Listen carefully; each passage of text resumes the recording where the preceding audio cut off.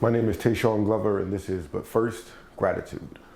It's Monday morning, whatever that means. This morning I'm grateful for the birds.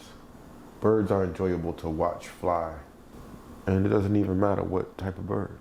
Seagull, pigeon, blue jay, robin, crow, wren, falcon. They're just lovely to watch.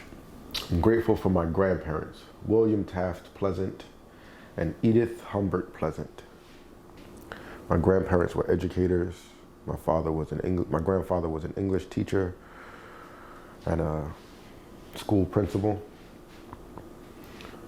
Born in 1910. My grandmother was a music teacher. Born in 1914, I think.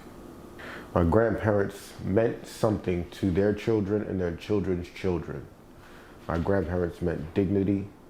My grandparents meant excellence, capability. My grandparents represented quality, humor, intellect, creativity. I'm grateful for the lineage that I know of, and I'm grateful for the lineage I imagined. But the lineage I know of, the lineage I got to look at and talk to and listen to and smell and remember, I'm grateful for that lineage. I'm grateful for the memories I have with my grandfather. My grandfather was confined to a wheelchair. He had diabetes and had both of his legs amputated below the knee. My grandfather lost his vision. My grandfather was not a man that anyone looked down on, even from his wheelchair. The timbre of his voice wouldn't allow that. My grandmother said I should be waiting for her on the stairs in front of the house. If she was on her way to pick me up, she shouldn't wait for me. My grandmother taught me to get there first.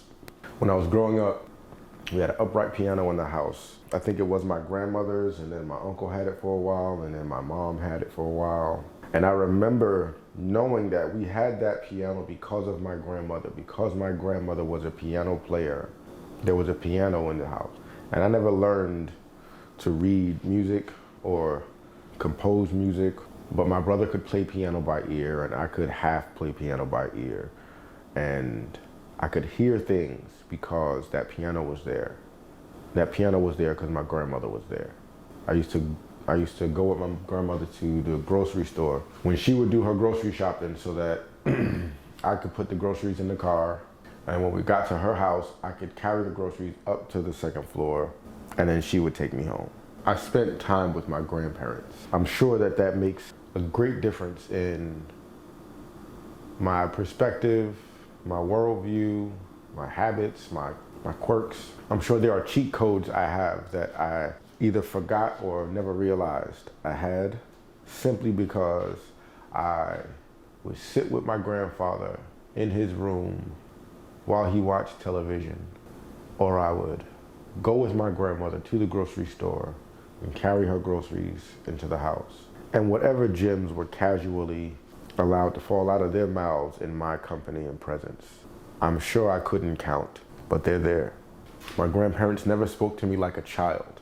They taught me, but they never spoke to me like a child. And for that reason, if none else, I'm certain that there are gems that I remember and gems that I don't remember, but they're there. And I'm grateful for that. I'm gonna find myself in a situation where I am uniquely prepared because of something my grandfather casually said watching television, because of something my grandmother said without thinking about it, on the way to, walking throughout, or home from the grocery store.